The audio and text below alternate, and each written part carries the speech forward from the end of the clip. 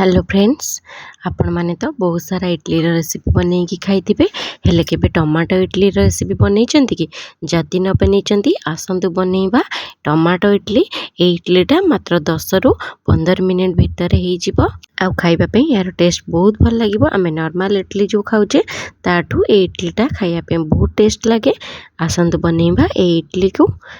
नमस्कार, मु शिखा संपोर्ट को आपण मान को बहुत बहुत स्वागत। टमाटो इडली बनवाई मुझे 2.5 कप सुजी मापिकी नहीं जी सुजी मुझे नहीं मोर ये 25टा इडली आराम से हो सुजी देलापर मुझे स्वाद अनुसार लुण दे देती। ये बड़ 5टा टमाटो को नहीं जाइए टी खट्टा टमाटो देखी ने यार टेस्ट बहुत भल लगे। टमाटो दे सारापर खंडे अदा 2टा कंचा लंका और किसी जीरा देकी आपको पेस्ट बन कि नहीं आसवा।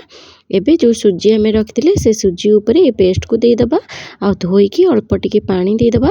आपण मैंने एका संगे पानी देबेनी, पानी देदेले आमर सुजीटा बहलिया हेनी पूरा पानिया हो। आपड़ देखिए एमती गोले गोले पानी देवे। ये देखो मुझे हल्का गोली सारापर आधे दही देवी। मुझे 2.5 कप सुजी नहीं से आधे 1/2 कप दही दौची। देखो दही दे सारापर से सेम कप्रे आ पानी अल्प देखिकी दौची। आपण मैंने जो टाइम रे सुजी को गोलेबे से टाइम रे ही जानीदेवे ये केते पानी दरकार हम। देखो मुझे अल्प अल्प पानी दूची और सुजी की गोले नौची। ये मुझे पानी देची ये आमर पूरा परफेक्ट सुजी गोला हो गला। एबे मुझे सुजी रे 1 चम्मच काश्मीरी चिली पाउडर पकेबी और 1 चम्मच बेकिंग सोडा पकेबी जहाद्वारा कि आमर इडलीटा भलरे फुली जीवो। ये देखो काश्मीरी चिली पाउडर पकई दूची, ये ऑप्शनल अच्छे आपन जदि चाहिए पकेबे नले या स्किप करदेबे। ये काश्मीरी चिली पाउडर और सोडा पकई सारापर ताकू गोलई दबा। एबे ये बैटर रे मु गोटे छुंक दूची कि जोटा कि केवल जीरा और सोरिषर छुंक दूची। ये छुंकटा देले ना इडलीटार बास्नाटा बहुत भल आसे आ खाइया पे बहुत भल टेस्ट लगे। देखो छुंक दे सारापर मु सांगे सांगे गोटे इडली छांचरे ताकू बनईबी।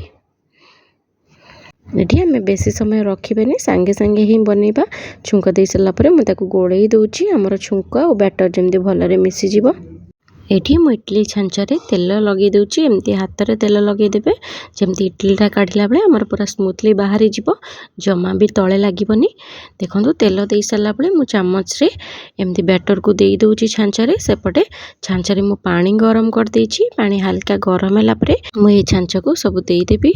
मुझे बैटर सब छांचरे दे सारापर गैस फ्लेम को हाई रखिकी 5 रु 7 मिनिट पर्यंत बसई नहीं।